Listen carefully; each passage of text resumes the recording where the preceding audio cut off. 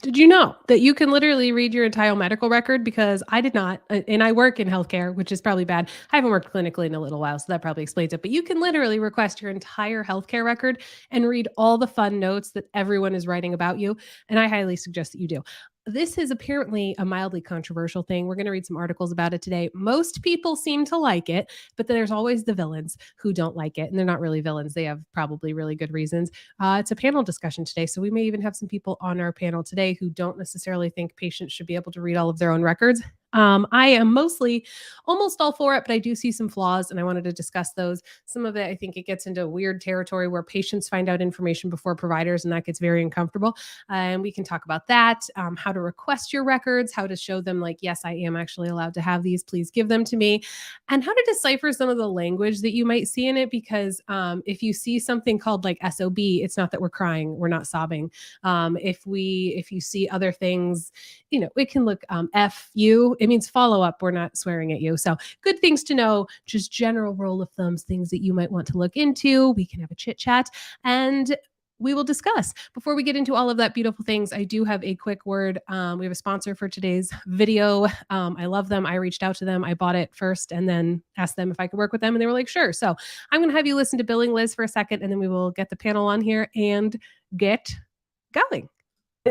Hello, I'm so sorry I didn't see you there. I was just daydreaming about my Flexi Spot desk at home. Do you know what a Flexi Spot desk is? So this desk is a delight because it lets you sit or stand while you are using it. And because you know I cannot make up my mind on absolutely anything, you can change the height all day long at a push of a button. This is huge for being able to work in an ergonomic and active environment, which is important to your health. This particular table, the E7, spoke to me because it was very stable and smooth, which is wonderful because it means you can transport all of your precious items up and down without any glitches or bumps, which could make things fall to their doom. Not good. There are 2 engines that make this baby go, and it can easily lift up or down up to 355 pounds due to its solid carbon steel frame, which not only supports the table, but also keeps all 4 feet solidly on the ground. So no matter how hard your children try to flip it over, they will not succeed. The tabletop is also durable due to its anti-wear coating, which can stand up to high and low temperatures and will not fade as it matures. And it should absolutely mature because those lovely legs she stands on, they're solid, which means nothing can get in them and jam them up. The E7 table has a height range from 22.8 inches to 48.4 inches and can readjust, quietly no less, with the touch of a button. Here, listen. I've been using mine with a treadmill to exercise while answering all of my emails at home. Just kidding, I don't do any of those things. But you could. I've been using mine to exercise my fingers with a lot of crafting. That's what I was thinking of when you came in. What Christmas gifts I can make my family and force them to display in their homes out of guilt. And since I'm standing while I do it, it's basically doubling as exercise. And when it's in the lower to the ground position, I exercise my mind by trying to complete puzzles faster than my 5-year-old, who enjoys the fact that she too can stand and use it as a desk. Actually, she enjoys it a little bit too much and takes it over all the time, and has even taken one of the programmable heights on the keypad as her own. I'm not mad. I'm fine. I do get it, though. It is a lovely table. And what else is lovely? The underbelly. Look at the built-in cable management that we have going on here. No more ugly cables for you, my friend. And if you ever change your mind and want a different desktop size, that frame you see is actually flexible and can adjust to support any tabletop width from 43.4 inches to 74.8 inches. Basically, I love this desk and I can't wait to go home to it. But what did you need, dear? Oh, you forgot? Oh, that's too bad. Well, if you want a Flexi Spot desk, specifically the one I have in E7, do check out the description below. And if you remember what you needed, do come back. I'll be here, exercising my brain, thinking about my desk. Bye-bye now. Yay! Thanks for watching. But for real, Joe's had a Flexi Spot desk for over a year. We bought it before I was anyway involved with them, and it's the best and very entertaining and really drives your spouse crazy when you just like keep hitting the up and down button and treat it like a toy, and they don't want you to treat it like a toy. So that's where we are. Hello, panel. Welcome. I think there's a lot of us here, so we won't go through everyone, but all of these beautiful people, if they have social medias, I will link it below and you can go and find them and follow them. Shall we get started? let's see. Welcome. Hello. If you're here live, hi. How are you doing? Where are you from? Let us know. Is it cold where you are?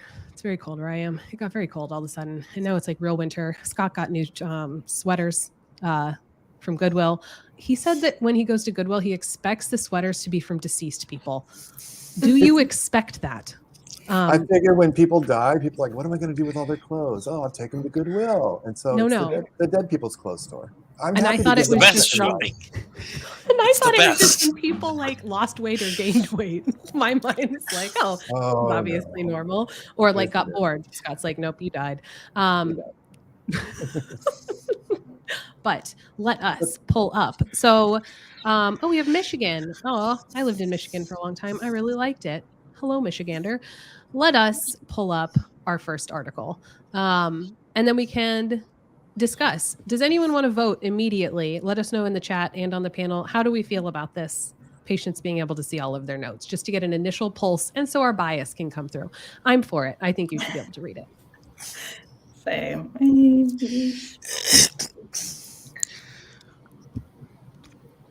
Anyone else?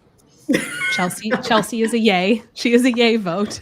No, I'm not. I'm a very mixed vote. Oh, we have a mixed vote. Who I said was laughing yay? at how many of us are mixed. I'm probably more yay than most of us. I'm 95% yay. I have 5% of please don't show people that until I look at it. It's really what it is. Agreed. So if you're like, what on earth are you even talking about? There is a law that was amended, I believe. We don't have Adrienne here yet, and she's the one I was relying on to have the details of this information, of exactly how this went in. But basically, there was a law that went into effect in 2016, and this kind of like added to it and gave it further specification. And now you as a patient can see all of your medical records and like all the notes that people write about you. Previously, you could just see your diagnoses and your treatment plan, but in like bullet form. And you could see, okay, what meds are you on? Maybe who took care of you. But now you can like see what we write about you, which is, yes, the Open Notes Act. Thank goodness, J. Michael, for you. And that lets you see all the things, which previously that was something we got to kind of scribble and not necessarily show you. But you can see your nursing notes. You can see, we'll go over exactly what you can see, and it's a lot. So this is an article from today. Patients now have access to doctor's notes, a guide to what is inside. And basically, people were shocked upon first reading it when they saw that they could be described as well-nourished, well-groomed, pleasant, and normal-looking, which one of the first things that this draws to mind is when we write notes as health. So I'm a nurse practitioner. When we write notes, you check boxes most of the time, and sometimes it will either auto-populate a note for you from the boxes you check, but the boxes are weird. And the reason these words are showing up is because those are options. And really, it just wants to know, like, does this person look like overall unwell? And some of the words we use are weird, like toxic. He's toxic and not ill-appearing. That doesn't mean you look like not rude or like you aren't a good person. Like when you read it, like I've had some people, they're like toxic and non ill appearing. Like, are you judging my character? I'm like, no, friend, you just didn't look dead. That's pretty much, I didn't think you looked like you were actively septic. And that's how we write. And our first issue here that we kind of see is we write in weird ways, right? We write in ways that don't necessarily, it's not normal English speaking. It's very healthcare-ese, and it can come off really, really bad. I think that we just need to work on ourselves a little bit and write in a slightly better way, because it's very odd to me that you wouldn't have access to your healthcare records and all the notes. That would be like taking your car to the mechanic in my mind and having them like evaluate it and write all sorts of stuff and just tell you it's broken, but not really what went on in their brain to get to that conclusion. And I think if you're getting notes on your car, you should get notes on you. However, it requires enough time to explain things, which we don't have in healthcare. So it's kind of a catch-22, right? Go. Yes. No. I see notes as that is primarily a communication tool for me and another healthcare provider. In a note, I'm not trying to communicate with a patient. And so notes are not designed to be written on a patient level. Like, they are specifically communication notes between providers. So I will push back on the idea of like changing the way that we write in notes, because they're designed, like they are purposefully written for a specific audience. I'm not writing it for the patient. Exactly. And I don't necessarily think that we should change, but I think we will. I think we'll naturally change, because all of a sudden people are going to call and be like, what does SOB mean, dude? And you're like, short of breath. And they're like, oh, it's not how I interpreted that word. But you're right. It's like a note between people. But I also don't know how to make it go for it. There's no reason why we can't change and just phrase things differently. It's still a communication with the other providers, but in a way that I guess the patient can understand, or at least won't misunderstand. Mm-hmm. But it's not just between me and the doctor, me and the nurse, it's between me and the lawyer. Mm-hmm. And when I have to, when I'm sitting in front of somebody whose BMI is 55 and I have to document this patient is morbidly obese. No, you don't. I think if they see that, well, you have to, because it goes to comorbidities and other things that it explains her blood pressure and her blood sugars and reason her knees ache, and when that goes into court, you're like, well, she wasn't just overweight, she was morbidly obese, which is why she died, and you have to document that accurately. But my point is, who's looking at her chart and she's saying, I am not overweight. Ma'am, you're 410 pounds. My point is, though, you don't have to use those words. I forgot. Yeah. I sent Liz kind of my take on a bad way and a good way to write a note.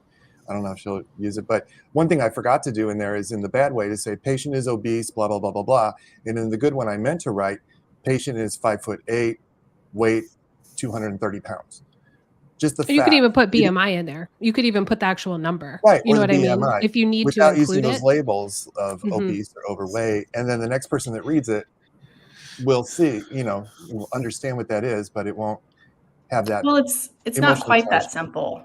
I mean, I would add on to this. I mean, I'm inpatient, so it's a little bit different inpatient and outpatient world, but billing goes directly back to diagnoses. So a diagnosis of a height and weight, it's not a diagnosis as a number. So you have to put an ICD-10 code to it. Correct. Right.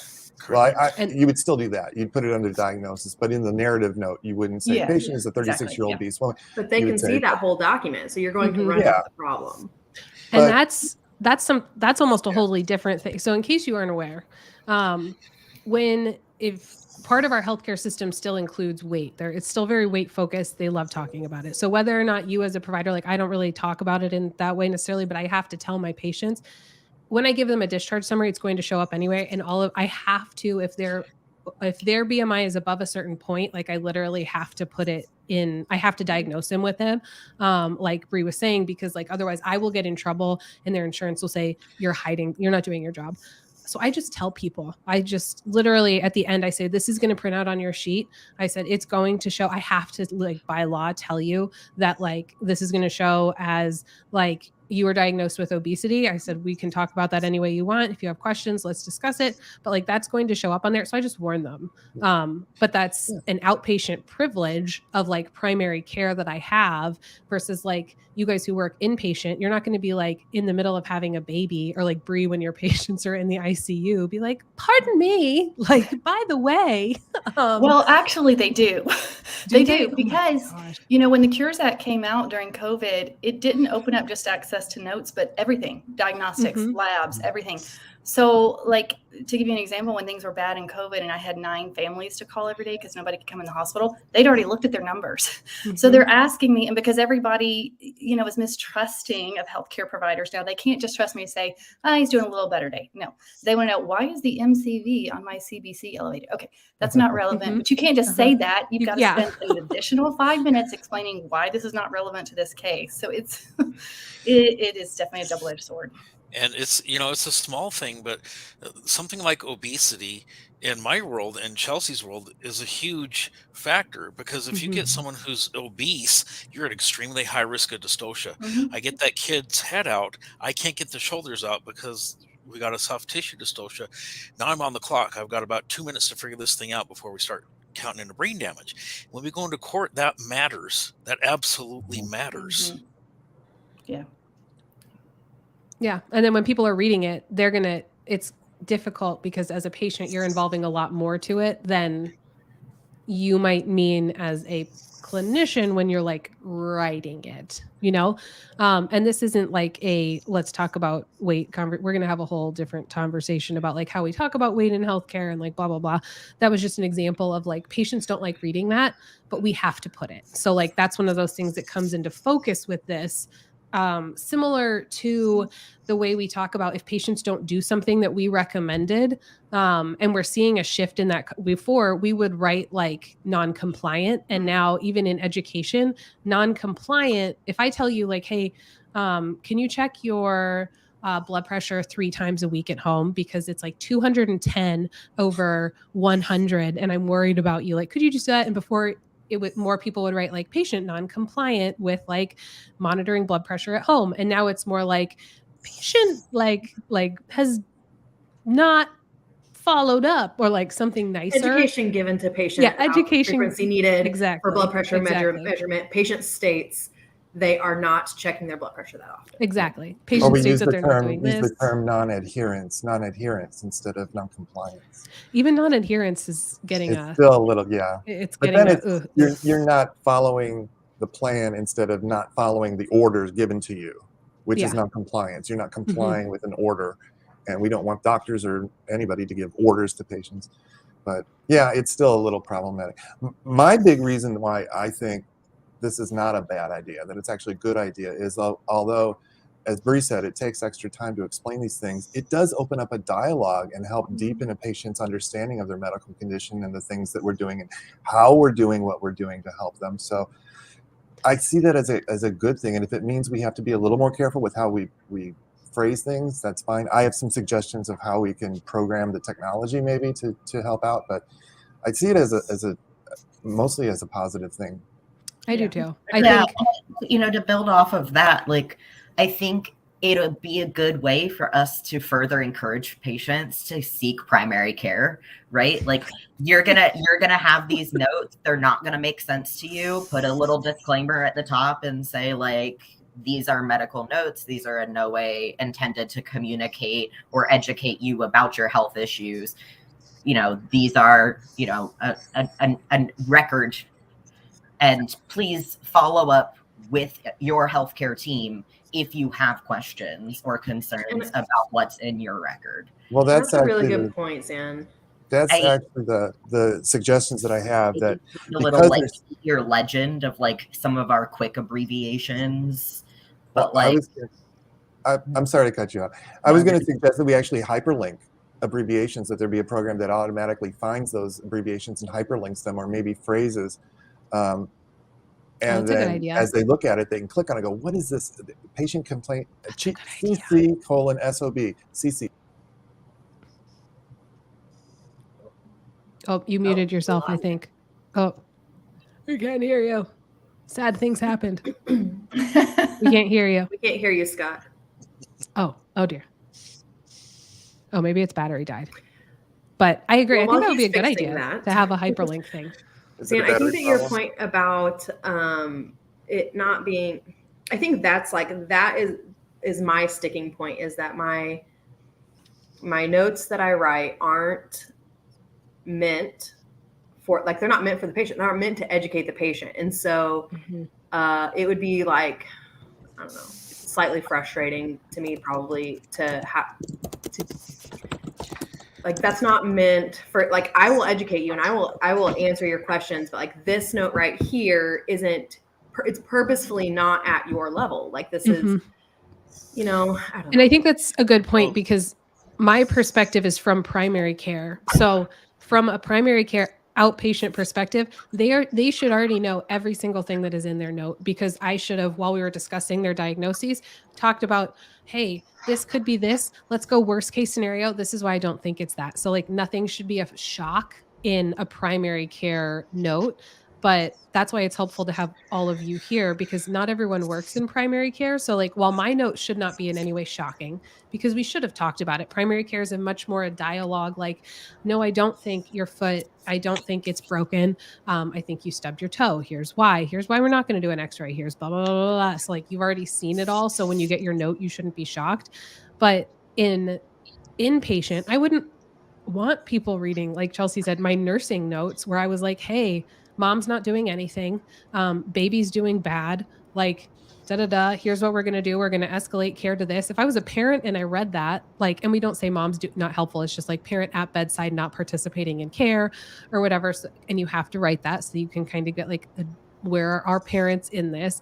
And then like, hey, I'm worried about the baby. This is happening. That would terrify you as a parent if that hasn't been explained, quite in that way. Well, maybe there could Then be. you get Why into the are real. we explaining these things to our patients then? That's my question. As someone who was just in the hospital for a few days, I had to look at my notes that I got online. We use Epic at the hospital.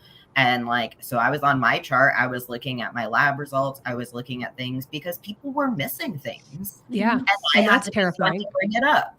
And so like, I've dealt with chronic health problems my whole life and then ended up going to nursing school. So now I have the nursing level knowledge and the chronic health background. And so to be at a hospital and be like, hey, my blood gas was like 7.55. Are we going to rerun that? Like, yeah. Which you should never have to be doing in the first place. You know what I mean? So like, yes, I understand not releasing certain things until obviously you can have a conversation with the provider. Like as a nurse, I get that, right? Like I don't need lab results or something that might be like drastically changing the patient's care or we're really concerned about to be shown to them until we're making the plan. However, I don't know, like I think they should be automatically released within like 12 hours because by then you should have talked to your patient about it. Yeah. You know, like if it's 12 hours later and you haven't done something and it auto populates to me and I notice something's off, then that gives me the ability to advocate for myself. And to me, that's what informed consent is. I have informed consented to being here under your care with the understanding that you're going to be doing your job. And if I have to follow up with you because I'm concerned about something that you didn't bring up or you seemed not concerned about, it's within my right to ask for a second opinion and to ask to be educated about the issue. Yep, I agree. I like the timing. I like the mild break in between just from a time perspective. So, because I've heard of situations too where patients have like, you can even see your meds that are due, like at the bedside. If you know at 9 o'clock, this is what, because you can like log in and see everything. And then people are getting mad if like at 9 o'clock, their medicine's not showing up when in reality, like that nurse has 8 patients and she started at 8 to do the whole med pass. And she might not get, whoever, they might not get to you until like 10. And so that can be an issue. Or people's labs populating, because before people didn't necessarily have access to all of their labs or their imaging right away. And I wish, so under this thing, a lot of like places, just so that they don't get in trouble, will push out the labs and the imaging right away before it's even reviewed by the ordering person.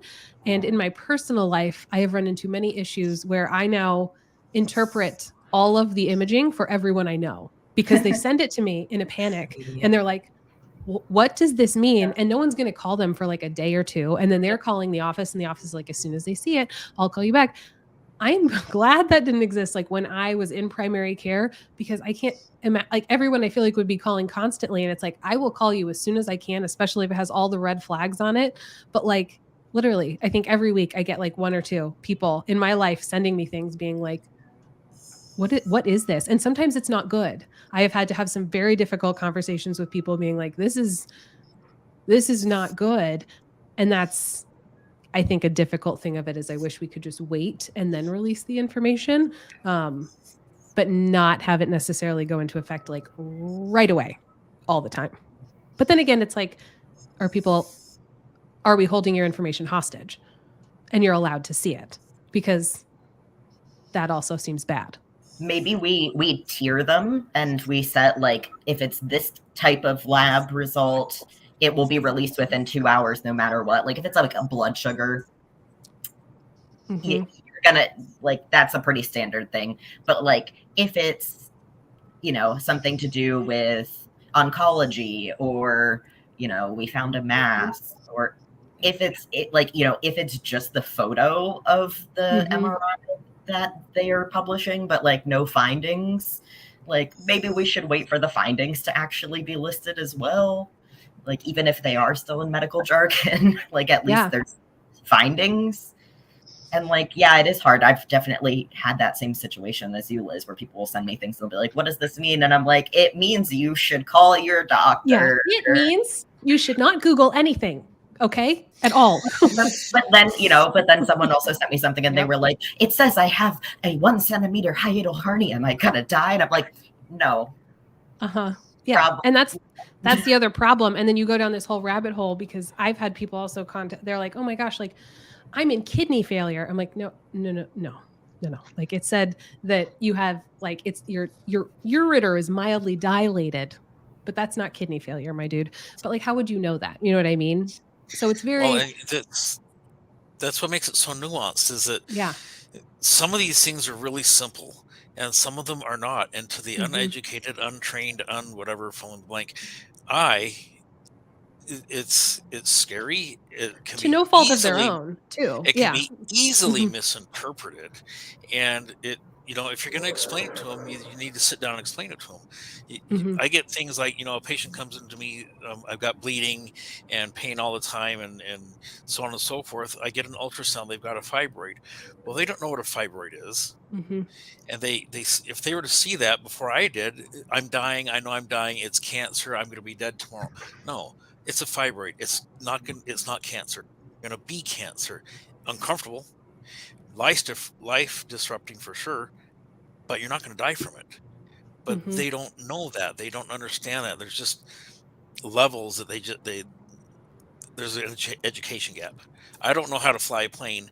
They don't know how to practice medicine. Yeah, it's nuanced. Scott, go for it. Can you hear me now? I changed microphone. We can hear you now. All right. Yeah, it was battery in my microphone. It's funny. I don't know how to fly a plane either, but in some airlines, they will have a little screen that you can click onto that will show your altitude and your airspeed and your location stuff. So they do some of the same things. They share some information. But did you die? But did I die? No, But it doesn't show all the diagnostics that the pilot ran on the aircraft beforehand, right? Because then you have like armchair quarterbacks who are going to be Googling everything and think that they know. Yeah, there's no maintenance records. I was surprised when I was in Air France. Yeah, and when I was in the hospital in the ER, I was surprised that I could access my records in real time. So I was able to call the nurse and go, "Hey, my labs are back," and that was weird. I do agree that and also in my system, none of my labs are released on my chart or my health or whatever the hell it's called until my doctor releases it, which means she's looked at it and said it's okay for him to see this, or let me call him first and then, or write him a note first and then release it. I very rarely, anytime I'm like, oh, my labs are back. Oh, and I have a message from my doctor saying my labs were fine. And I think if you're concerned, maybe a 24-hour, like the thing in OB about parents not participating, maybe have all this, like have a 24-hour delay so that we're not reading it in real time and patients aren't reading it in real time. Yeah. And a lot of that's institutional too. Like, will they release your information? Yeah. Oh no, I was just going to say a lot of that's institutional, Scott, like how yours holds it. Some institutions will not hold it just because they don't want to get in trouble by the law and how the law says it. So they're like, well, what if this person is on vacation? You know what I mean? So that's why there's a difference there. In some places will hold it and make it so that, hey, you have to review it and release it. And other places are like, well, we're not going to do that because what if like we're behind and no one can review it. And then we pass the point where technically you're supposed to be able to see it. And then it gets all, and then it's like we're withholding information when we're not really meaning to withhold it, if that makes sense. Is there a provision in the CARE Act or in the Records Act, whatever it is, about how soon somebody needs to have access? Because as I recall, you've always been able to have access to your own medical records. I mean, it may be that you have to sign a form and send it to medical records and they'll print it for you and mail it to you. Because through my disability trial and everything, I had to collect a bunch of that. Now, of course, it's easier. It's supposed to be easier. You're supposed to be able to now, if it's electronic, you should be able to get it, and it's supposed to be quicker. And if it's not electronic, you aren't supposed to have to pay for it. Is the difference, right? Versus before, it was behind a paywall. Oh no, before some people had to pay for it, and this came out and said it's not okay to make people pay. You still do sometimes have to pay for the information if they're putting it onto a CD or if they're mailing it and they're printing it. And they did a really bad job of defining who has to pay and who doesn't. They basically say it has to be reasonable. And I was like, I got a box this big of medical records when I had mine printed out for my lawyer, and I didn't pay for it. It was. I bet. I mean, I'm glad you didn't have to pay for it, but that's a ton. It's a shame some people do. Yeah. So I think the ultimate thing that we're looking at here is that medical records, doctors, nurses, NPs, we've always been trained a certain way. We learned a whole new language. We went to school for literally years. And I know my camera's slow, sorry. We went to school for years to learn this new language that we could communicate with our peers in, just like lawyers or pilots or anyone else in a high-level profession. They have their own language. The biggest difference between us and most of those other professions is we are treating people who want to know everything about their person. Rightfully so, in my opinion. But the notes are not designed for that. Like Scott said, we put in abbreviations because it's faster for us. We have very specific ways of saying things because that's the way it's always been said. We'll say that somebody is obese because it is a medical term that helps us be able to relate potential issues in the future or care plans that we may need to enact. Or we will say that someone has some sort of a psych issue. People may not like that these are in their charts, but it's not something where it should become a PC issue that we have to censor our medical jargon. If patients want to know why we put something in there, I agree with Zan. They need to start having those conversations.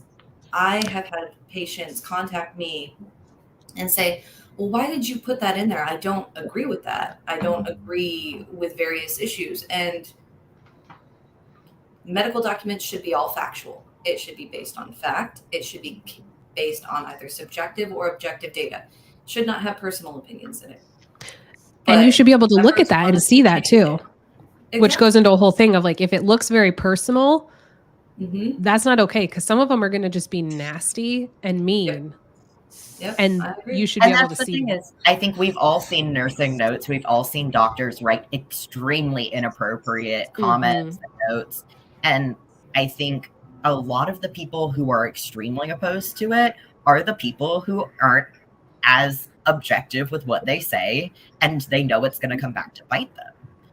Like, yes, do I love looking in my medical notes and seeing, oh, morbidly obese, like, complains of joint pains, needs to lose weight. Like, no, but like, it's a medical issue that I know that I can work on and improve. It is a fact. Yes, I agree with Scott. There are better ways to say these things without words that are so emotionally charged.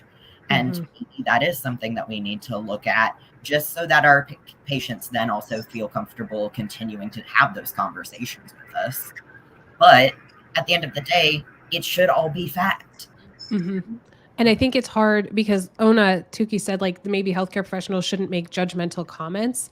And sometimes I think it's hard because people think it's like sometimes they're definitely judgmental, but sometimes it's not judgmental. It's you have to report the observation of fact. Like the example of like when I worked in peds, you had to say how the parents' involvement was so that the people could, this was literally just so the educator could go back and look and make sure that the parent knew how to replace their child's trach and was feeding their baby and like they felt safe.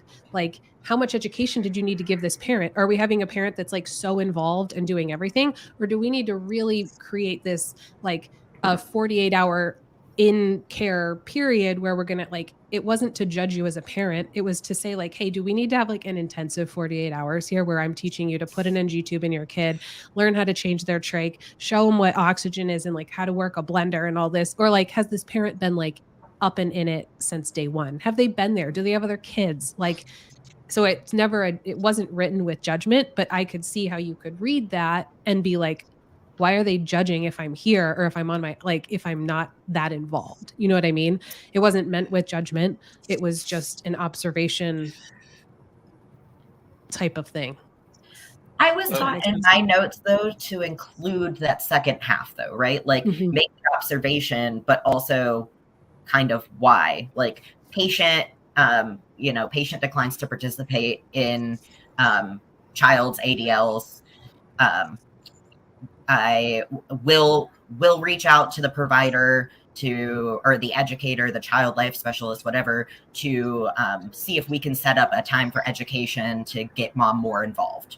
Like, I feel like as long as you put that second part, right, like it's out of concern that you want them to be the main provider for their kid, getting ready to go home. As long as you put that, then I don't think it's as much of a blow. And like, right, you're not just going to say like, patient doesn't do anything, or patient's parent doesn't do anything, right? Like, you're not going to phrase it that way. You're going to say, mom at bedside, holding hand, declines to suction the patient. We'll follow up to ensure that she can do a teach back session on suctioning patient. Or how about if you put that and then what you did about it? So mother at bedside, holding patient's hand, declines to suction patient. When asked why not, mother responds, I'm not sure how to do it. It still scares me. And then your plan is to do further education, so what you did. But then it's like, do we really have, like, in your note, do you have time to write all, you know what I mean?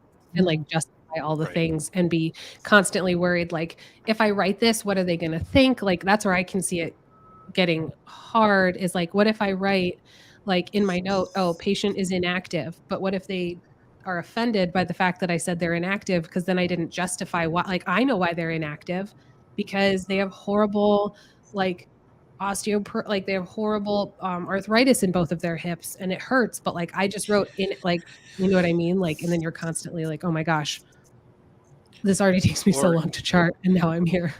But are we sure that go ahead.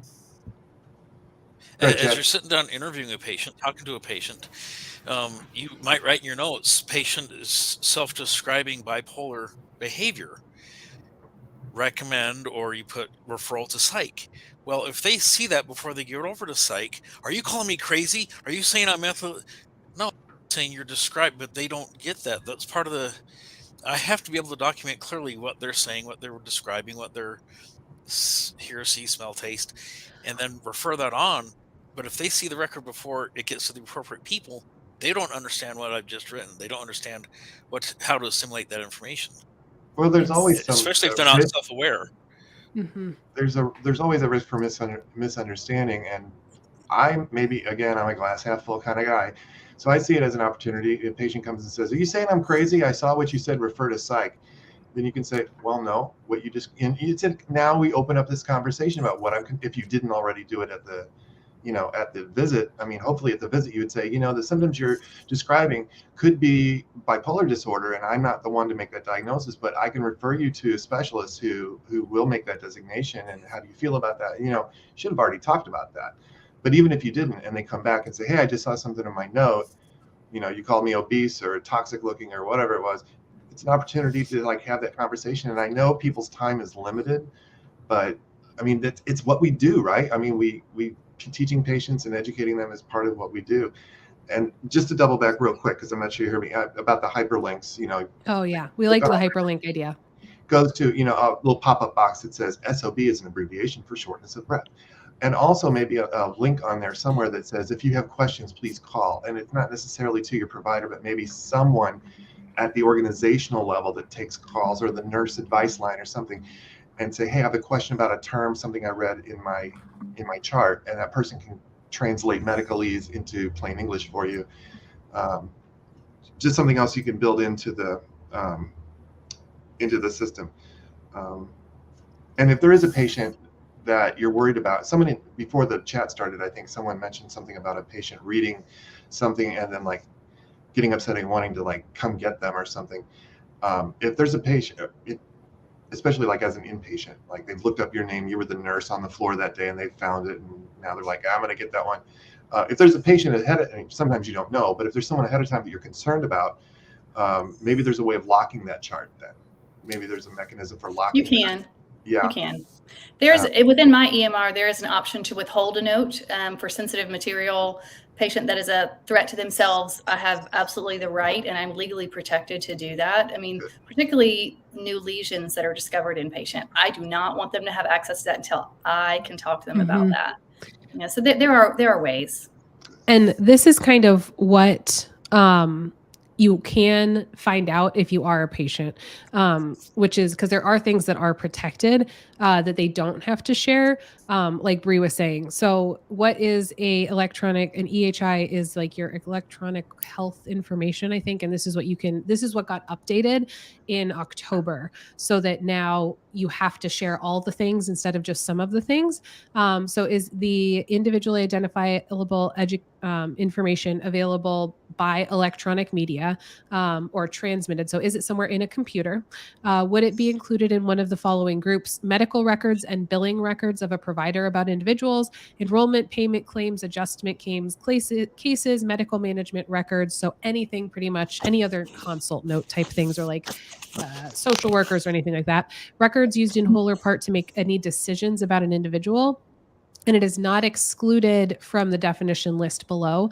So things that you cannot get records from are the psychotherapy notes. This is not a whole psych note. Literally, the only thing they can't send is the actual notes of what you are telling them. So if you are telling them like, hey, this is why I don't like my mom and blah, blah, blah, and all this happened, like they take that out mostly because it's not something that other people need to see. You still see though the diagnoses, the treatment plan, the status, and everything else like that. So literally all they take out is like your feelings surrounding what's going on. And then things that could be used in like a criminal way, things that could be harmful to the actual patient, things that could be harmful to like a parent of a patient. So if you were saying something about like you had a peds patient, but the information was about the mom or the dad, and that couldn't get out, you could hide that. And then something about educational rights. But basically the big ones are if it's a harm to them or someone else around them, or it's in like the psychotherapy part of the note, they don't have to show that. So that's it's a pretty much everything else is fair game. So just to clarify off of what Bree was saying, that, yeah, you can hide it if you think it's going to be a problem. And I wanted to say, where did I highlight it? This made me, someone said that, Santa Ray said, as long as it's objective, who could be upset? And I wish I had this worldview. I just know too many people to know I could say the most kind and objective thing and patients are going to get angry. So I feel like you can kind of see with this whole topic though, that like overall it's a good idea and you should be able to have your information, but there's just so many other sides to it. It's so nuanced. And it came out at and in my mind, it came out at such a bad time because people are already so stressed and in the middle of COVID when you're not like with everything that's going on. And now it just kind of seems like all of your interdepartmental notes are now being spread all over and you were already stressed. It's like, oh God. Which I get, you deserve to have your information. You should be able to see it. But this is why, if your healthcare provider is not happy, this is probably why. Well, this points out too that it is a double-edged sword for the providers because in my own healthcare record, I've been able to pull up my notes for well more than 7 years and see absolutely everything. This is not something new. In some sectors, like the VA, has had complete access for a very long time. Mm-hmm. And if it's okay, I would like to show something because I have it pre-pulled up. And this will show.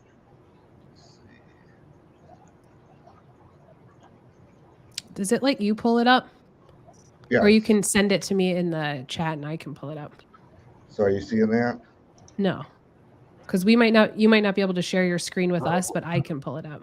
Oh. We can't. How about that? Did it show for a moment? Nope. Send it to me in the comments. Well, it's filed on my computer, so. Oh. Because I don't think you can share, you can't screen share with StreamYard as much as I wish I could grant that permission to other people. But okay, bring well, up a good point that for this has instance, been in one of my notes, the doctor clearly stated, like this is word for word from the note. Recommendation: 1, advise moderate stop caffeine to moderate or stop caffeine. Be aware of neck elements. Follow up with primary care. And then this is where it goes sideways. I'm retiring this month. A, if satisfactory, end of story. B, if not satisfactory, primary care may refer for non-VA care neurology. That's not appropriate. No one cares that you're retiring. That says that you don't care enough about your patient to actually do your job. I'm about to bounce. Hopefully you won't sue me in 10 seconds, but I know you're going to. Oh my gosh. Or my other one. And if you're doing that, just say care transferring. Like, yeah. You know what I mean? Like that would be a totally reasonable thing to write. So when you're reading a note, the first part is the HPI. That's what the patient tells you. The next part is going to be like your physical exam. And then you go down, it's like, here's what I think might be happening. Here's what like my differentials. And then here's what I really think it is and how I'm going to treat it. It's totally fine to be like, hey, they're moving or I'm quitting. Like care is transferring. Here's where it's transferring to. Well, and this one's my absolute favorite because this one's like pointedly illegal. After the decision was made to proceed with the case, I discussed with the patient the need to place an arterial line for access. He is knowledgeable about medical processes and immediately described the procedure and function of the same to me. Although he had Versed 2 milligrams prior to this discussion, he appeared to understand and agree. Legally, you cannot agree when you are given a hypnotic and sedative. Oh dear. Is that true? Correct. If you're given a true. mind-altering substance. You cannot. Because years and years and years ago, when you came in with abdominal pain, you didn't get pain medication until they made a diagnosis because what if they had to take you to the OR? You couldn't consent. Right. Now, I mean, for years now, it's been different. You come in, we medicate you for pain. You need to go to the OR. We'll talk to you at the time and we'll see if you understand or if you're overly sedated. I think that was just his way of saying that you did understand what was going on despite the medication. I would say there's different laws considering like how emergent the situation is, right? Like, and there's a difference between like pain med, morphine, and Versed, which has a true memory. Amnesic effect, yeah. So, but on the flip side of the argument from that extreme is the extreme that I'm finding myself in as a bedside nurse, where my facility has multiple iPads that we are to check out to our patients. And honestly, I love it. I think it's great. I am actually in the same boat. I would say that Liz is at 95%. Yes, absolutely. 5% why? I think it's helpful because this is the thing. If you look at the movement in medicine with the patient-centered medical care, and they are an active part of the care team. We, it's signs and symptoms. We can measure the signs all day because those are objective, but we can't find those subjective symptoms that they relate to us if they're afraid to tell us, if they're afraid that we're not going to listen and pay attention. Yeah. I also like again, as someone with so many chronic health problems, going to the hospital and feeling like your doctors aren't telling you everything, your providers aren't telling you everything. There's a huge lack of trust. Worst feeling when, like, yes, I have anxiety, I have PTSD, and some of my PTSD is from having bad healthcare experiences. So when I go into the hospital, I like being able to see what they're writing.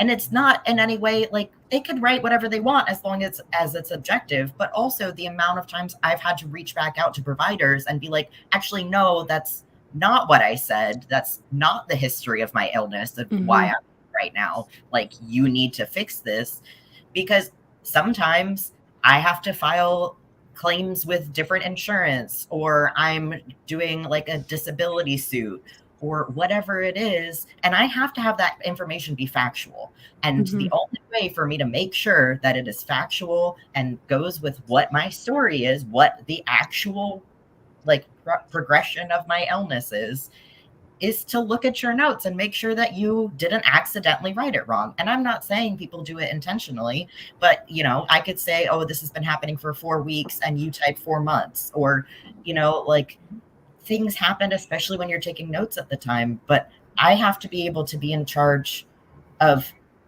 the records about me. I have to make sure that they're right.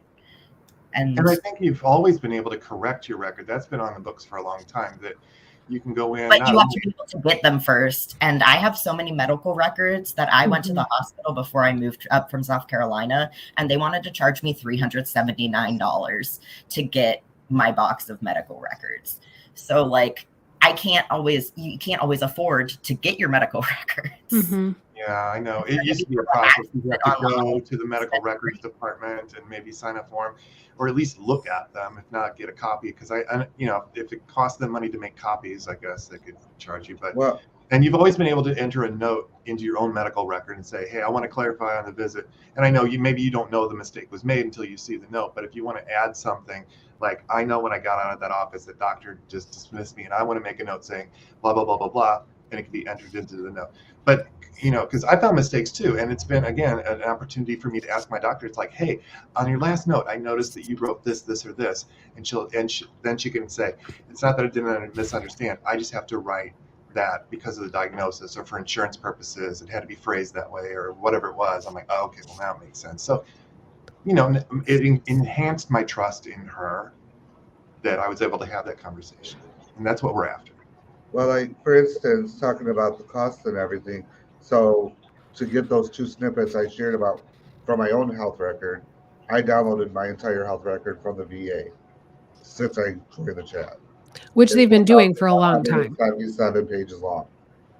And that doesn't include all the imagery, which not all locations you can get your pictures, but at the VA, I can download all my own DICOM images from the CTs I have and stuff. Just imagining the cost of all that is obnoxious. Yeah. So by having instantaneous access, and I mean, and I'll say too that there's been times when I was a patient in the emergency room, and you know, I think that you know, I was having heart palpitations and everything. It ended up being my thyroid, but you know, being a nurse, I was worried that I was having a heart attack, and they ran the labs, and before the doc could even get to me, and this is what I get to this is what you guys are saying, but I was able to see my troponin level the moment it was ran. I was like, okay, good, I'm good, I'm glad, and stuff. At least we know how to read it. Even if you don't, you know, normally you'll have those reference ranges, and you know, there is that capability that it will lead to, you know, immediate relief in case, you know, you do have that guy down in room 14 that is coding and you're there for 2 hours and you can't get back to that patient. At least they're not there necessarily freaking out the entire time. J. Michael, it's funny that you use that that example, because just recently we had a patient in my unit. Mind you, I work in labor and delivery, and we had a patient who came in and her complaint was like shortness of breath and some chest pain. So like my number one question was like, why is she even here? Like, why is she here? And why isn't she in the ER? But that's beside the point. We did an EKG and labs on her, and the EKG came back with it showed, or it said on it, a STEMI. And her lab, but nothing else matched. Like, we were kind of getting to the bottom of her pain. Nothing else matched, and the labs came back normal. And so we were like, okay, well, there's no ischemic injury here. Like, she's okay. This is not an MI. You know, this is a miss. Because, you know, like the EKG, it will like put on there what the machine thinks it is, but that's not actually what it is. Like, it has to be looked at by an actual provider. This patient's mother went onto her health record, saw that it said that the machine said that, and then was like all up our asses about how we were mismanaging her. And so you know, it you know. Yeah, This is it's exactly my point, point. but that They don't know how also to assimilate the leads to that information. education that, you know, just like pilots don't fly by wire, they don't fly only by the instruments. We have to also clinically correlate the information as well. So, I mean, like I said, there's always going to be two sides to everything, and I can totally see that situation. And I mean, I've seen it too, where the man in the machine says "Stubby," and it's like, this guy is a 22-year-old Nigerian male military member who could run marathons around me in 5 seconds. He is not having an MI, but the man in the machine said it. You know, yes, there has to be clinical correlation. There has to be an independent human review of the lab, the EKG, and whatnot. And so, yes, but maybe that's something that we need to, as healthcare providers, engage our healthcare technology partners and say, hey, let's have the EKG backend block out that man in the middle till it is confirmed or documented. They can see the strip that they might not understand, but the interpretation is not releasable information. Or at least have something on there that says machine interpretation not verified. You know, this information has not been verified. What our doctors do, I mean, on the physical, when it prints out, is they'll scratch through it and they'll write their own. If it's like shows an MI, they'll be like, no, it doesn't. And then they'll put their own interpretation, and that gets scanned into the chart. I bet in Chelsea's case, that patient, somewhere in the chart, there's a note from the doctor giving an interpretation of the EKG that's differs from the machine interpretation. And if that woman had looked, if that mother had looked further, she would have seen that. But again, they don't know to do that. That note hadn't been in yet, right? Because like the EKG went in right away, and you know, we saw it, we were on top of it, we consulted and got a second opinion and everything, but it's like that happened. Our part did not happen quicker than her seeing it. Mm-hmm. And then it caused her a bunch of anxiety. And it was really hard for us to come back from that. Like, it was really hard for us to gain her trust back, because this is a technological world, and people are inclined to believe that technology is like smarter than what a person looking at the situation is going to be. So it was really hard for us to come back. Was another argument for that 24-hour delay. And that's why I'm putting a poll up in the chat right now to see, do you think people should have, so 83% of people said that people should have full record access to their records, which is honestly less than I thought. I thought it would be like closer to 100, but 83%. So now we're going to do one of, do you think there should be a wait time? Like, should people have to wait in order to see it? And would that resolve actual issues? Not necessarily. Well, here's my thing. I come from an oncology background, as most of you know. And when this got implemented, it was utterly terrifying to everyone in our field, because oncology is such a sensitive topic. People are terrified if they get those results and they cannot have a conversation with their provider. I personally think there are certain records that, yes, you should be able to hold back because they require that face-to-face. Like, what if it's STI testing? Or what if it's something that sensitive, like you're looking at somebody who you're testing them for genetic disorders? Those tests are not easily read by your common person who hasn't gone to school or hasn't trained in that specialty for years. And I agree, most people should have access to their charts, but you can't even see a doctor's note until the doctor signs off on it. I think it should be the same with lab results, EKGs, imaging, things like that. You need to have a doctor there to explain it, unless it's completely normal. And then, hey, yeah, let him have the results. It's fine. But if there's something off, you need that lens to be able to look through and interpret for you as to how bad this might be, or help you to come up with the next steps right away so you're not stressing. Yeah. And like Bree and Chad, do you have, like, is there specific rules that you know of like when you can withhold information exactly, or do they leave it up to you to say like I'm not going to, I think it's institution wise. Okay. In my institution, it's going to be psychotherapy kind of stuff. So anybody that is a 1013 where or if it's a break the glass, if there's privacy within the hospital, or anything that you deem sensitive. So I guess that is open to interpretation. I've never actually utilized that function.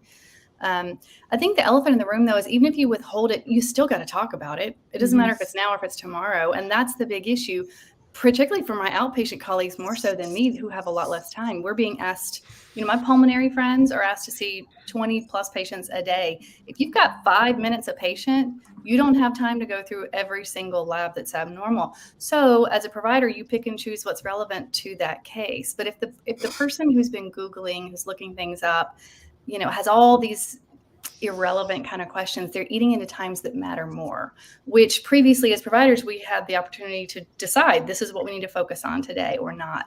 So I'm with everybody else. I think everybody here agrees. It should all be disclosed. It is our right. It's my right as a consumer and as a patient to know what you've done, what you've drawn, what my labs are. The problem is I, as a consumer, am not educated to interpret that. But in our society, in large part because of what happened during COVID, the culture out there now is, I can just Google it and find an answer. But you're getting an answer for a non-qualified person. You're paying the provider, you're paying this person to interpret it, years and years of training and experience that in order to give the right information to help guide patient-centered care. That's why it has to be a discussion. But we're not given time to do that. Insurance is making it harder and harder and harder to do that. So we're increasing access to records without giving more time to discuss these things. It's going to be a disaster. You're right. You're being, and that's why. You're being paid. I will be one of these days when I come up to your level. But providers being paid to do this, I think it means you have to find a way to make the time, or at least lobby the insurance companies or something, to allow the time and allow for more time for a visit, or reimburse more so you can make a living doing 30-minute appointments all day instead of 15 appointments all day or something. I mean, it's just.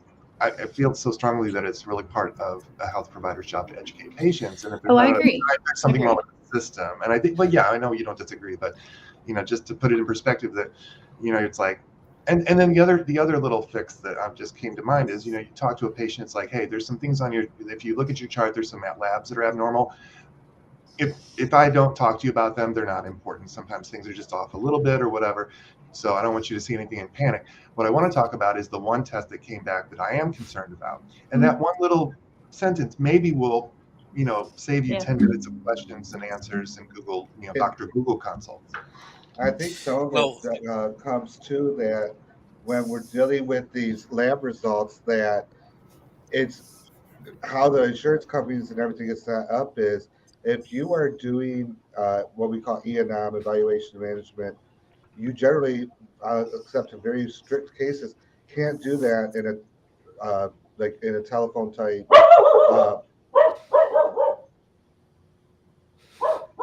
setting. That it has to be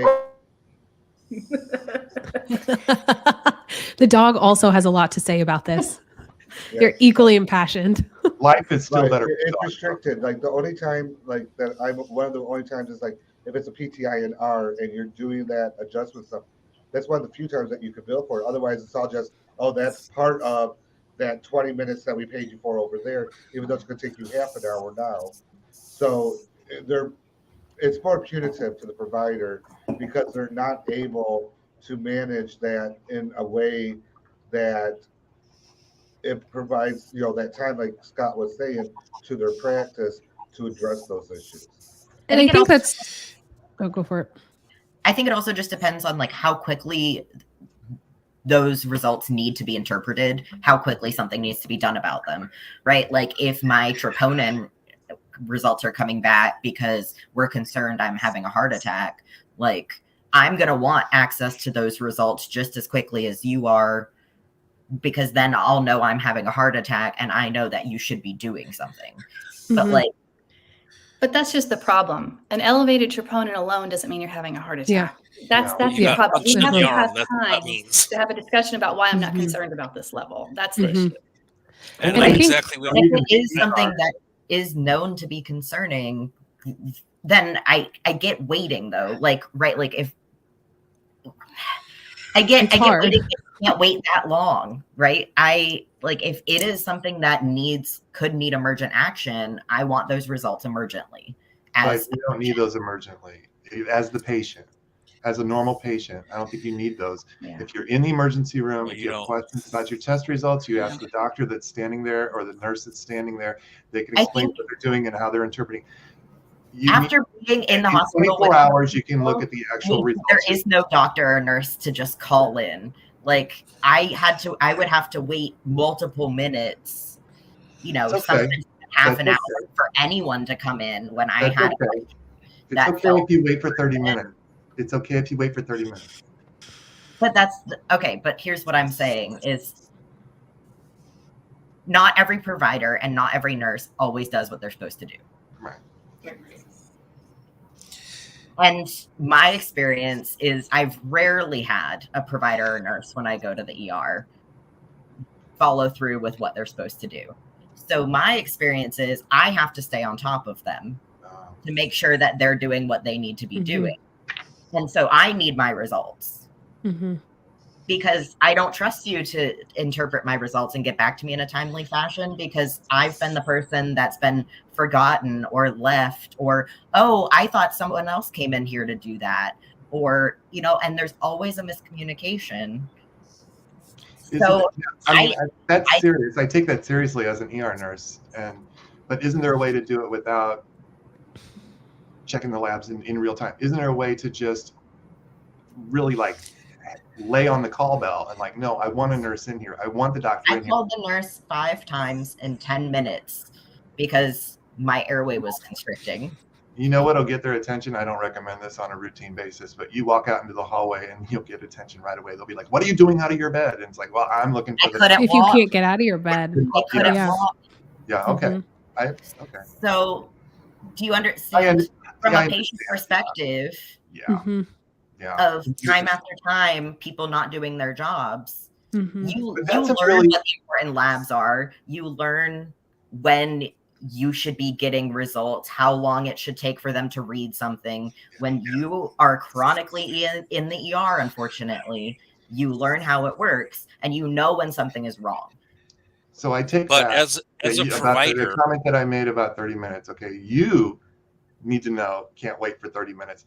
But you're a very special case because you have had these bad experiences over and over, and you're also a nurse, so you know how to look at the labs and expect and all that. I went into nursing so other people didn't have to go through what I was going through. Yeah. So for an average patient in the ER, though, they can wait the 24 hours for those labs. They don't need those in real time. They can call the doctor in and ask questions, and hopefully, if they're doing their job, they're going to come in and talk to you. I understand, we all get busy, but that's some poor care if that's the case in the ER. I'm sorry you had to go through that. And I think this is a good distinction. I think the conversation is different inpatient versus outpatient. And I completely agree. I think whether the patient is a nurse or a doctor or a non-medical person. Yeah. But there was no nuance in it, which makes it difficult. But I agree. I think inpatient, outpatient makes all the difference. And I think the fact that we're in such a crappy healthcare situation right now, it's not that every single one of us doesn't want to sit down and get to all of this stuff right away and be able to explain everything to everyone right away.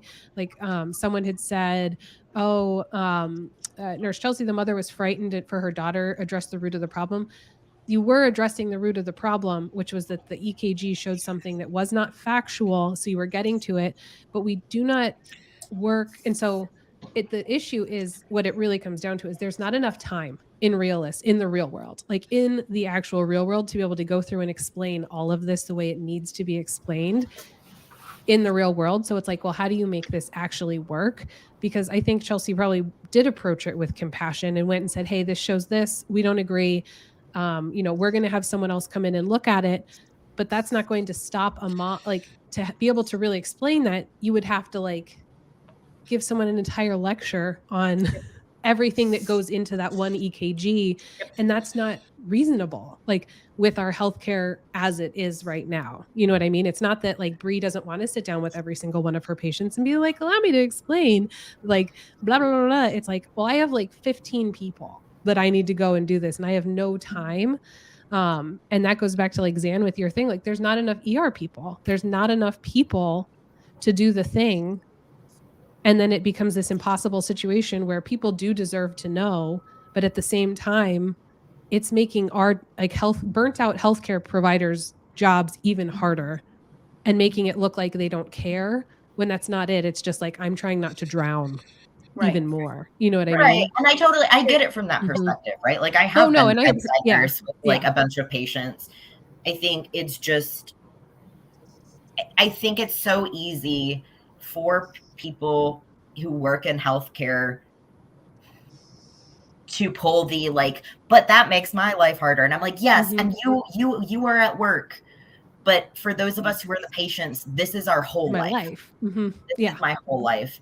And like, it gets really old. And especially like, I've seen a few people in the comments being like, yes, Zan, I've had that exact experience. And you talk to anyone who is disabled or has really bad chronic health issues. We've all had these experiences where we fell through the cracks time and time again. And I just like, I don't have the patience for healthcare providers to be like, whoops, anymore, you know, like, yes, this will make your life harder, but like, we need this information because we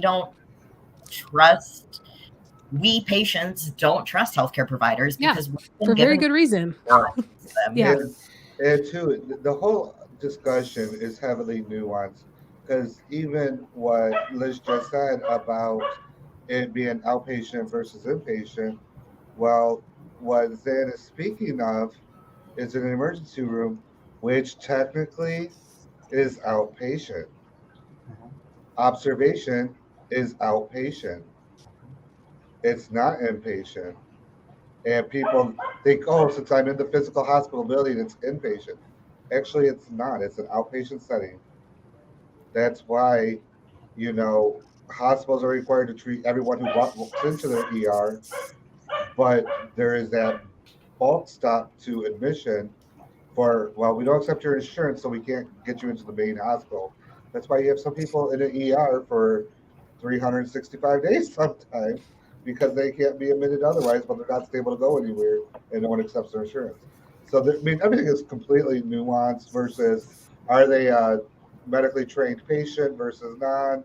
You know, we're never going to be able to find one thing that fits all.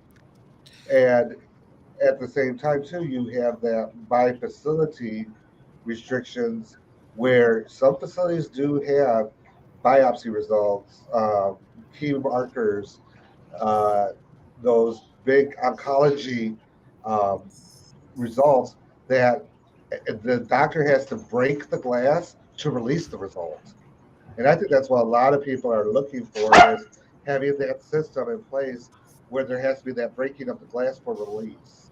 And, you know, there is it. Now, some, in my opinion, don't require it, you know, except in strict circumstances, a CMP, a CBC, those basics.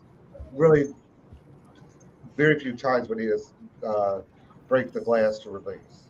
But at the same time, I mean, I can even see in the OB world where sometimes that HCG, that's going to be a difficult conversation to have, especially if it's you know, a minor child who is a victim of something where that provider will want to break the glass on it because they need to address a major issue, aka crime or whatnot, before, or even where, you know, it might be a miscarriage and, you know, there might be a lab result that's going to show it and stuff, whether we have that break glass. So, I mean, I can see it in every area where there should be some mechanism to do that. But there's you know, healthcare is individual, but every individual is a different puzzle. And if I only have one or two puzzle pieces, it's difficult to make a diagnosis. In the OB world, if a patient looks at her results, she sees she has an elevated white count. Well, I've got an infection. Why haven't you put me on antibiotics? Because an elevated white count in a pregnant person is normal. It just is. And you know, if I've got one or two or three pieces of the puzzle, I may have a better picture, but I don't have a clear picture. And as a patient, you may only have the one or two pieces of the puzzle. but you don't have the education to assimilate what could be the rest of the picture. So as a provider, that's my job, is to take well, yes, this part's elevated, but this isn't. This part's within range and this part isn't. And what does all that mean? It means nothing at the end of the day. You're fine. But you can't interpret that. You don't know how. You just don't know how. And Dr. Google didn't go to medical school. I always tell patients, you deserve a better doctor than Dr. Google. I like it. And I think there's a big difference between what Zan is saying. There's one level where you've got providers who are negligent or they just don't care. And so, yeah, like some of people have said in the chat, they'll wait for weeks to get their results posted, or they have to chase their provider to get the answers after a week or so. But I think the difference is between immediate real-time results versus giving your doctor 24, 48 hours for non-severe critical lab results like a troponin or something like that. The difference is just giving them the time to read it, get anything else they might need, and interpret, and then get back to you. So there's a big difference between doing it in real time and giving them a chance, and then having to chase your doctor down because they just don't care. And I think there are doctors out there, not just doctors, but all providers. There are providers at every level who just don't care, and they're just skating by. But we have to give providers a chance to get back all the results they need from the panel. Because things like oncology, pathology takes a while. So you might get lab results for something that show this, and this, but we're still waiting on the last piece. Do I agree that providers should probably reach out and say, hey, these lab results are out. I'm waiting for this. Yes. But we just don't have time for every single nuanced step that we should and want to take. We have to see 20 patients in a day, plus do med reviews, plus do lab results, plus do this, and this. And yet we're only supposed to do it in the time that we're allowed to do it, plus meetings, plus everything else. And so it's just become so hard to provide the quality care that we want.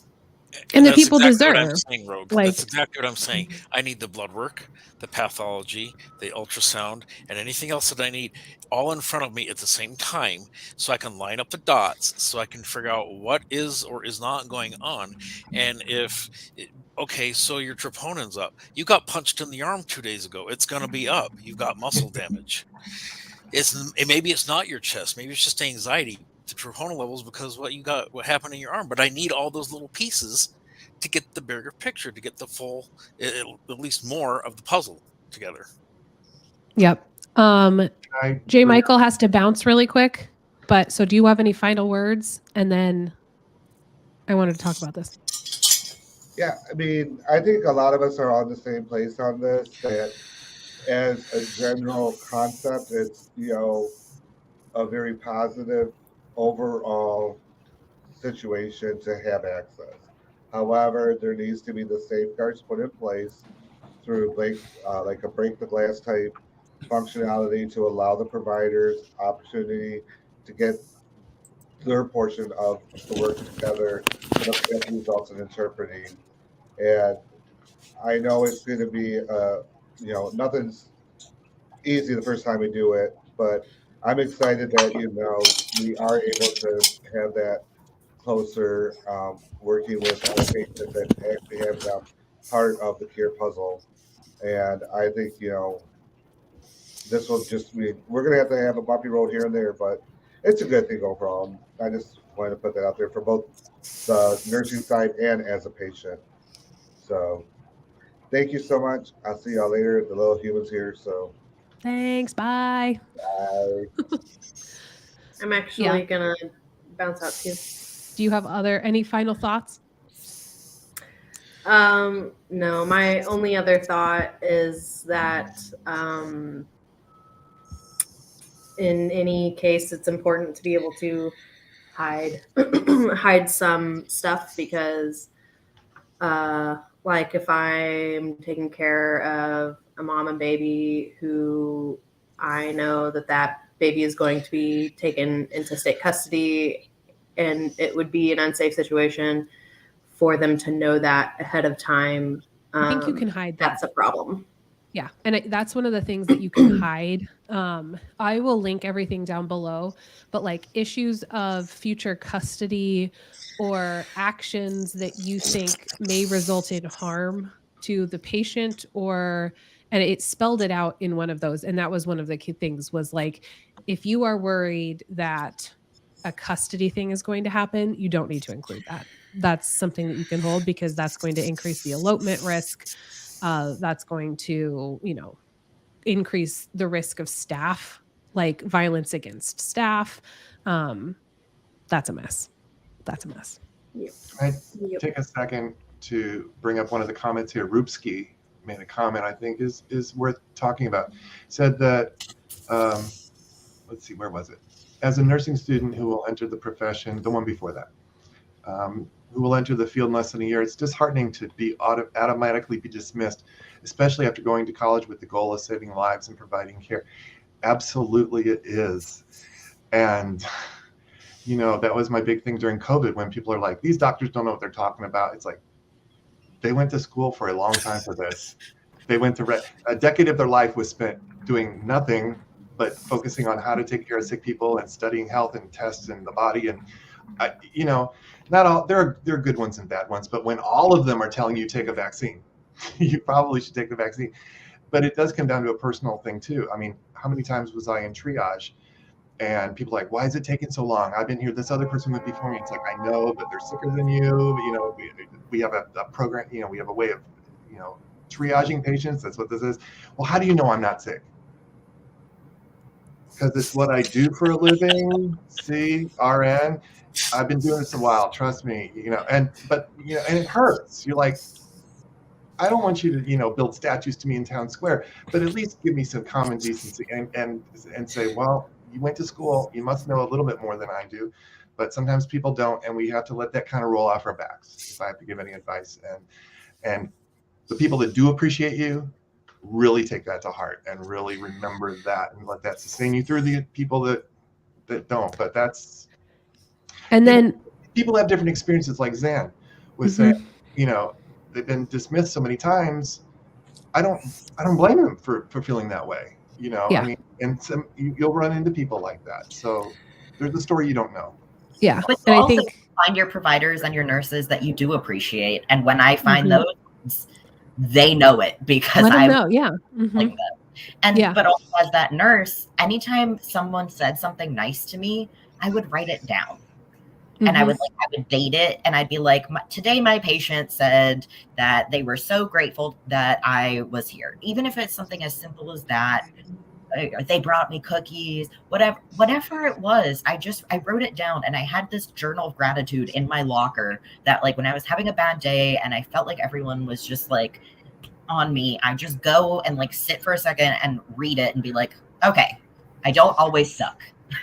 Yeah, and remember, as a nurse, there are plenty of your patients who are very appreciative for your care. They go home and they tell their family, I had the best care. This nurse was so sweet to me. And you will not hear a word of it. You'll never know anything about it. But people are walking around out there thankful for what you did for them. May not tell you. Yeah. And Zan, I don't want you to apologize for being heated. I actually really appreciate you being willing to be super vulnerable from like the patient perspective. You know what I mean? Because that's a very much needed side of it, is that not all healthcare is great. In fact, a lot of it really sucks. And that is what we're dealing with right now. You know what I mean? So that if you don't feel safe entering the healthcare system, you don't feel heard, and you feel like you have to be your own advocate, like that's a huge issue and it all just kind of gets tangled together. And we don't do these panels to agree. You know what I mean? We do it to kind of discuss all the different sides. And I like this one because like there's a lot of different opinions on it. So I don't want you to feel like you have to apologize, and don't get not as feisty. Be feisty. Just don't have a heart attack on stream. Okay, please? Nope, no heart attack. Yeah. But also just to say, it can happen at your small regional hospitals, or I live and work at one of the top 5 best hospitals in the country. Like, and that's the care I got when I was in the ER, like it can. Oh, thanks, Deborah. That's really sweet. Yes, no, I'm very noisy. And I'm really bad about interrupting because I have ADHD, and I'm sorry about that. But don't apologize. Welcome to my life. We enjoy neurodivergency here. I feel like I most will of the tell you panel my- is probably a little bit, we're a little bit Is diagnosed. there anybody on the panel that doesn't have ADD or some other kind of psych diagnosis? I mean, I've got the combo platter. I'll take one of each, please. Thank you. And Mr. Midwife has to go also. Everyone has these children that they have to go pick up. But do you have anything you want to say, Mr. Midwife, before you head out?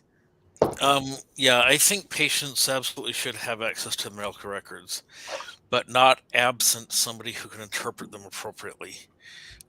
Somebody who's got the bigger picture, who can see enough pieces of the puzzle to put it together for them, to help them see what is or is not going on. It doesn't have to be me. Somebody, though, who is educated enough to put it together for them so that they don't go off on a tangent thinking that I'm neglecting them because I missed their result. I didn't. It's normal for you. So, yeah. Very nuanced, which is why I liked the conversation, because I think people see it from one side or the other. And this, we kind of got to see all the different ones and the pros and the cons of it. And when we only rule had the 5 world, nurse practitioners on here, so we had a lot of big feelings. Mhm. A lot of Yes, big we did. feelings. Well, and I Yeah. love what Scott had to say, like all of these ways that we're integrating technology, right? Mhm. Like my hospital uses Epic and I love it. I've used, it's probably the 5th EMR like company that I've used, and I enjoy it the most. But like it is more user friendly in my opinion for the patient, and there are ways that you can just click on a diagnosis and it'll pull up an explanation about what that means, or a symptom and it'll describe what the symptom is, all within an app or on your computer. And Mhm. I think a lot of these EMRs are going to need to update to that, so that when we are clicking those check boxes, because most of us aren't actually typing out nursing notes unless you're in the ED. Probably, I know the ED does that, but like most bedside nursing is just clicking check boxes. And so yeah, it might say like SOB on our side, but maybe when we print it out for the patient, it goes in and it actually says shortness of breath. Like we'll come up with ways to let the computers do the work. I was going to say, we can't completely change the way that we chart so that it's 100% layman, because it just doesn't work that way. And we need to be able to chart what we see. One of my biggest worries is, what if you have a patient who's aggressive or anxious or has SI? You need to be able to chart that without somebody coming back at you and trying to get you to change the charting, because at the time that is what you observed, as long as it's factual. I think that's a big thing that we need to change is charting cannot be a personal opinion. It has to be the facts of what we saw, what we observed, but we have to be able to chart that way without feeling like we're going to be attacked because this is what we medically, after years of training, saw. Otherwise, we're providing substandard care, and nobody wants And that. just like Scott said, don't discount my training and education. I've worked a long time for this. I've got a lot of experience right here. That's what I've trained to do. I wouldn't tell you how to fly a plane or how to drive a truck. I don't know how. But we could Google. I tried out the Q&A button. So if anyone has questions, feel free to write a question in the Q&A. I don't have no idea what that box does, but YouTube just told me it exists. So there's a Q&A box. If you have any questions, we'll try to see if it works. But yeah, OBNurseChelsey said there's actually rules about the type of language we use in the chart when communicating each other, like notes, words matter. Yeah. And I feel like there's just going to become more and more of that. And that's going to become its whole own thing of weird code languages that now you have to learn on top of everything else. And it's just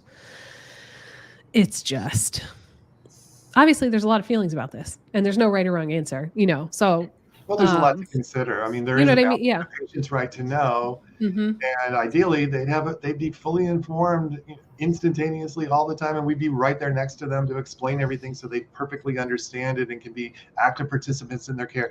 But the reality is a provider's not always right there, and misinterpretations can be made, and there are certain things that are sensitive.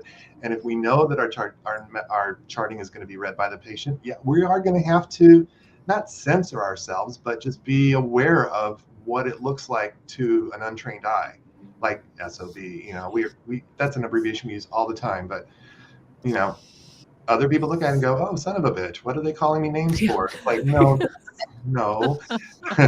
So just be aware, or how people will take it. It's like, patient is obese. Well, why don't we just put that in the diagnosis, but in our notes say how much she weighs and how tall she is, and just Rogue, you're right. You can't make everybody happy and make it completely, but I don't know. I think we've learned to chart different ways. We've learned to make other adjustments in our practice over the years. This is just another one we're going to have to do. And by the way, I'm all half glass full now. Talk to me in 2 years when I'm actually out there doing what you guys do. Yeah. Scott's going to just come back with like a scotch. Right. I have no time at all. There's so much totally bald. Time to do it. Yeah. Like, can I propose that we do like a late night, like a sip and wine session where we all just like have a laugh. Call it like no nursing students allowed. Like, watch this if you want to keep your soul. We'll call it like the break room. Exactly. There you go. Also, Chelsey would like it to be on the record that she is a huge proponent of patient-centered care, and it's the reason she's becoming a midwife. Yes, Chelsey, I don't think it came off like that at all. I think it came off as you were representing an overworked inpatient nurse, which was the perspective that we needed. Also, yes, we do need Cal to tell us how to make fancy drinks, because all I know how to make is beer out of a bottle. That's me too. So I have a couple recipes I can send y'all. Perfect. Do tell us. Also, the box, it doesn't integrate with StreamYard, which I've just realized, but Daisy did ask, she said, I'm not sure if in the US there's any of your hospitals are still paper-based. In England, most of our hospitals are still on paper notes. What are your guys' thoughts in regard to that? So this only applies to electronic records, interestingly. This law does not, that goes back to like what was included in this. This law does not include paper at all. I'm laughing at beer out of a bottle. That's how I make my alcohol. But yeah. It doesn't apply to I like paper charting myself. I mean, you can see it all at one time. You don't have to scroll through. I like longhand. I mean, I used to chart the same thing for every patient. It's like patient A, oriented ×3, no shortness of breath. See, I mean, I have my own way of like writing. Now with the damn Epic, I gotta find where it says alert and oriented. I click that. Where's the damn thing that says that they're calm? All right, there. Oh no, I picked up the wrong tab. I'm supposed to actually fill out this whole tab, not this one, because this one's for before surgery and this one's for after surgery. Exactly, and you can't transfer. I've always said and we don't need to talk about Epic, but I don't think anyone ever learns to like Epic. I think you make your peace with Epic because it's all there. Everything is on there, which is great at the institutional level. You can get into the patient's billing and the last visits they had in their past history and their meds. But I don't need that in the ER. I need my little corner of Epic to chart what I'm doing. And there's just too much there, and you have to know where to go for it. But Epic's like that weird relationship where you're like, could there be better out there? Like, I'm not sure. I don't really like you. I have concerns. And then you leave and you go to something like eClinical and you're like, I had it so good. And I didn't even know. Yeah. Okay. We had 4 different like EMR systems when I was in nursing school at like the surrounding hospitals we did clinical at. So I got to sample all of them, and it was like everything except Epic basically. And then I moved up here and this hospital had Epic. And first of all, it's the only EMR system I've found that is good about gender and pronouns. On my chart, my pronouns pop up in red right under my name in Epic. But also you can literally just type in what you need in the search box and it'll pop up instead of having to like dig and dig and dig. It's also the best system I've seen about not making you double chart. So if you chart something here And it can also be sent to these other tabs that maybe you don't use, but another department does. It will just send all the information for you. It's so very nice. And I was going to say, Scott, with nursing informatics, you should work, if your hospital has one of those, they can actually adjust Epic to only have that little box for you and not do all of the other nuanced stuff. I was just going to say that they have taken feedback. It's very customizable. So if you use Epic at one facility and you go to another facility, it may look quite a bit different. But we've had them say, hey, now we're going to do procedural sedation in the ER. We need our own little tab or whatever it was that, a little flow sheet for sedation in the ER that has this, and they built it for us. So it is that you can't do it like I personally want my screens to look like this. They won't build one just for me, but for the department, if there's something we all need, it is customizable to a degree. Speaking of Epic, if you are a channel member, we're going to be having probably this weekend a very snarky live watch party over on the Discord server of the Epic compound, because they have a compound. So if you just need to be snarky about how healthcare charting systems make so much money while we're over here like, I just want to pee and eat lunch, if that's your vibe, do join us over there. Yeah, it's like that relationship where you're kind of friends and you get along, but you're like, okay, if we're not married by 40, we'll marry each other. Exactly. It's one of those situations, but then we can still make fun of them. Oh, yeah. Very, very a very. You don't cheeky... actually want to be married to them. Exactly. No, not at all. And we don't find it at all odd that we're talking about having a relationship with a computer program. No, I mean, once you see its house, you will understand. Yeah, it's got a great house, and also I spend more time with it than I do with my family. Exactly. Probably with all of our, with our families. Santori said, can we have a panel of psych nurses in the near future? This is a specialty I'm dead set on, but every time, even today's safety issues come up. So yes, I would love to, but the problem is these lovely humans are unpaid volunteers. So that's why you're supposed to go follow all their social medias. Scott just learned that, but your check is not coming, Scott. So that's part of the problem. But Scott's channel is really taking off, though. Yes. So that's your benefit. That's how I can pay you, is in mild social media currency. So but people aren't super thrilled when you're like, hey, do you want to come on my channel? And they're like, here's my honorarium. I'm like, about that. I consider this my volunteer work. Thank you. Please do. Write it off. I appreciate all of you being here so much. My channel's actually doing well. I was able to monetize once I hit 1,000 subscribers a couple weeks ago. Nice. And I've already made $6.50. Oh, maybe I should start a channel.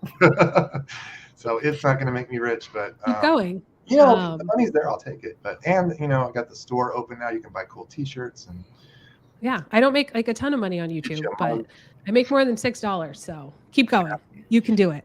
All right. I forget. I don't know how much people you need to watch to have it be real legit, but I don't know. To just start sponsorships usually start coming in once you're over 1,000. 1,000 what? Subscribers. Oh, okay. That's when you should start getting some sponsorship emails. I think I'm gonna try to corner the trans nurse market. Please do. It's very small, but well, that's your niche, yeah. And that's going to translate into a whole bunch of other people who aren't, but that just want to see that kind of representation, you know what I mean? Who are interested in it. You know what I mean? You'll find your people. And Scott needs to be sponsored by Goodwill. Goodwill. Yes. Goodwill. But did you die? If you did, here's your sweater. Great uncle sweaters. Hey everybody, Nurse Scott here. Today's video is sponsored by Air France and Goodwill. But did you die? If so, Goodwill. Did you die? And if you die, bring the clothes to Goodwill, where you find the best so that you can bring them home and wash them immediately. Oh my goodness. All right, friends. Well, thanks for being here today. I think we covered pretty much all of it. I liked our discussion. I liked that we weren't all agreeing for once and had a lot of different opinions. I like the fact that you didn't have your nose running like a faucet and feel like you were going to die any moment. So I'm glad you're feeling a little bit better. Yeah. My children are sick again. So Literally today, I was like, I think I am finally starting to get better. And then Piper was like, bleh. I was like, Oh. Are you kidding me? Ciao. That's it. Yeah, he wasn't even like, oh, I was like, oh my gosh, my sister was here. I was like, well, there you go. Don't you love your nieces? Good luck. Yeah. Good luck. But yeah, there we are. All I can right. feel a cough coming on. All right, friends. Thanks for being here. If you have thoughts in the comments, please do leave them. I have been a snot lately. It's very true. Do like and subscribe. Thank you, Adrian, for being here in spirit. Adrian was stuck in like traffic and had to apparently take care of her dog, which is like not a great excuse, but we will allow it. So you know where we are. If you have thoughts, let us know what they are. Do remember, my friends, that we got a puppy. Oh, yes. Does anyone else have pets that we want to show off? I have 5 cats, and they're not allowed in my office yet because I'm still building it, and I'm actually about to repot all my plants. Oh, yeah. So no. And some of them are like cat toxic plants, so they're just going to have to know better. They'll always be supervised. But did you die? They'll always be supervised, but also they're all demons, and I love them. I was going to say, Zan, I can't bring plants into my house because within about 30 seconds, my cat is already trying to knock it over, eat it, and use whatever material is in the bottom as a litter box. It drives me insane. Dogs don't do that. Yeah, but I don't have to walk my cats. Oh, True. We got a puppy delivery. Like, who's coming in here? Hey, kiddo. Long time no see. Here's Holly. The Yeah. camera's up there. Good job. Good job. Hi, Oh, you're Holly. showing off Are your you gray having a hair. holly jolly time? She's showing off her gray hairs. Are you proud of Oh. them? I know. Oh. I'm about to get a haircut to show mine off. Look, it's a friend. You see a friend? I don't know that they can see each other. I don't think so. There's not a lot of My dogs don't watch TV. The funny thing is, I feed them at 10 o'clock at night, 10 a.m. and 10 p.m., which is right when Star Trek Next Generation is over.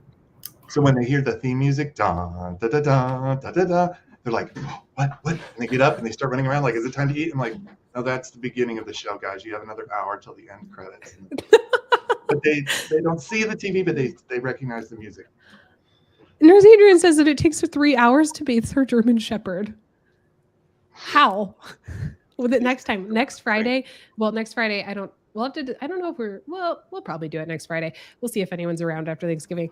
I need to know what involves a 3-hour dog bath. Yeah, I have a lot of questions. step by step. Yeah. Like 2 What do hours you of do? drying.